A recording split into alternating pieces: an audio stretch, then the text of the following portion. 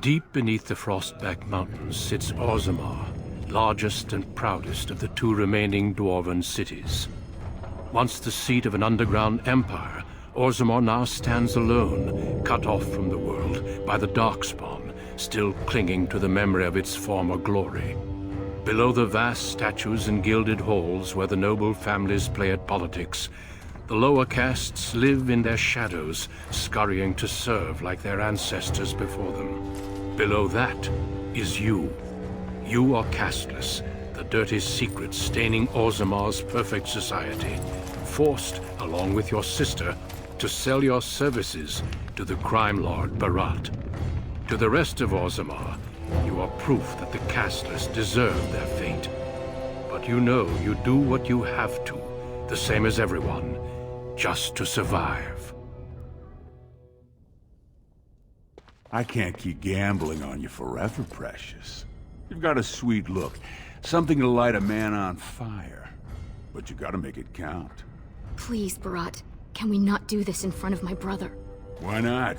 He knows the slope of the land, don't you, boy?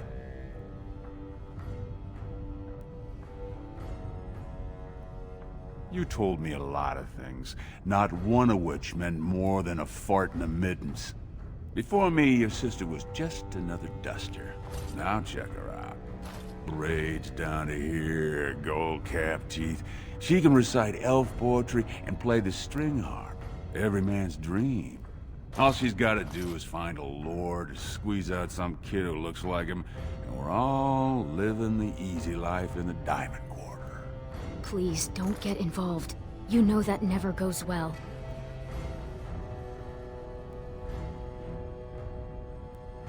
I'll treat her however I like, as long as you both eat off my plate. You keep your head down and say aye to any job I decide is low enough for scum like you. In return, I put out coins so you can doll yourself up and get a belly full of some nobleman's brats. Then you both go free, and I get to join the family and be called my lord for the rest of the little prince's life.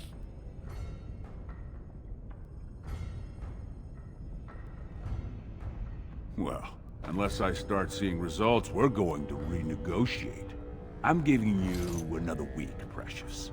If you haven't found a patron, you're back to sweeping streets. But I have. I've met someone.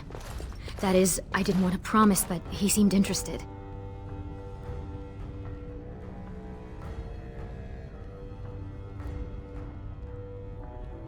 Everyone needs me. Because everyone has things they want, and my Carter, we're the ones who provide. Until you can do that, you're nothing but my errand boy. So shut up and do as you're told.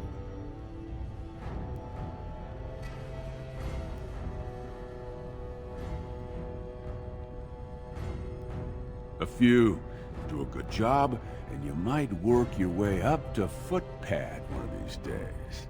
Your buddy Lesky's waiting outside. He knows what I'll need from you today. Don't even think about bungling this job. Your whole family's on loose sand with me right now. And I know you don't have anywhere else to turn. I'm sorry you had to see that.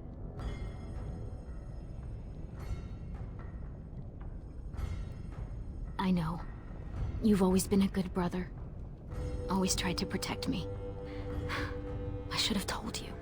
Barat's been warning me ever since two of his other girls found patrons at Lord Harrowmont's reception. They've been getting gifts already. Lord Rooston gave Elsie a surface silk gown and she's not even pregnant.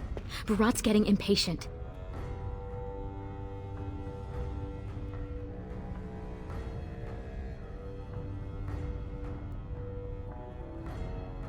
I wish I could. Just go and walk the deep roads until we find a magical crystal kingdom and live happily until the stones embrace. But it's not happening. You know the other options. Cleaning middens, begging, going to the surface. No. Unless you find a way to save us all from Darkspawn and become a paragon. We're pretty much on Barat's leash for life.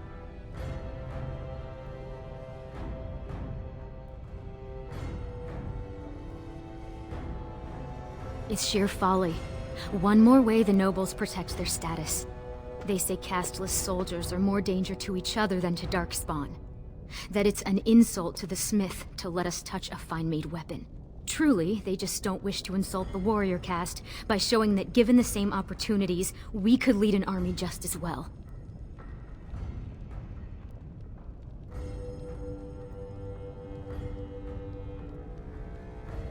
I have little love for the nobles, but they know, more than we ever will, what the Darkspawn have taken from our kind.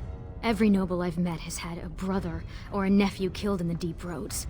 Yet they let their arrogance blind them to the fact that we could help defend the city against the Darkspawn.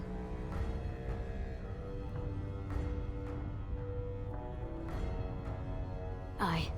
They would even turn to humans for aid before us, it seems. There's been talk of an alliance against the Darkspawn. Even that the Grey Wardens have stepped up. But we don't have time for this now.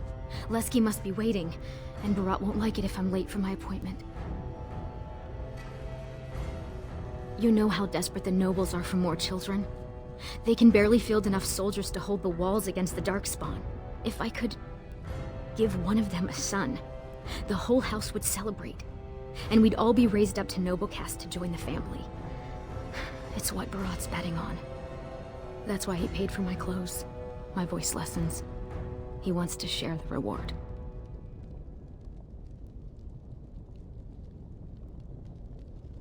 Yes. That is, I hope. He certainly seems charming. He treats me like a real lady, not just someone to tumble and forget. I don't want to say, in case I'm wrong. It just seems too mad to think of one of the most important men in Orzammar with someone like me. Anyway, time is rusting and I need to get dressed. These fashions will be the death of me. 100 buttons on each sleeve. And Lesky's probably already outside waiting for you. Stay out of trouble. I'll see you tonight.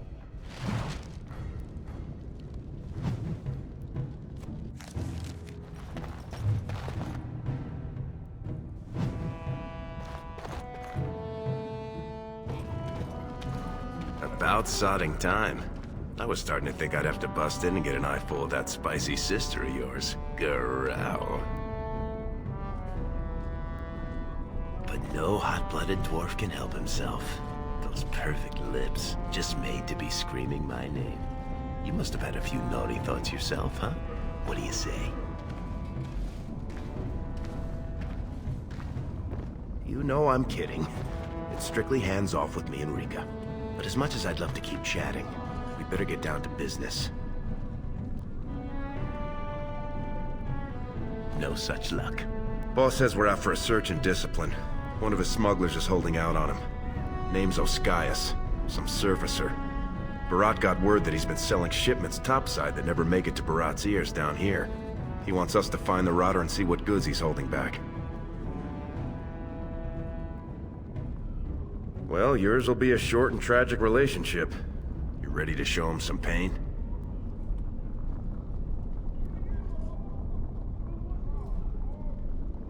We're not just killing him.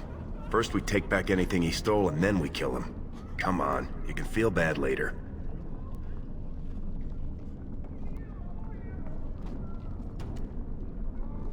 Whatever lets you sleep at night, my friend.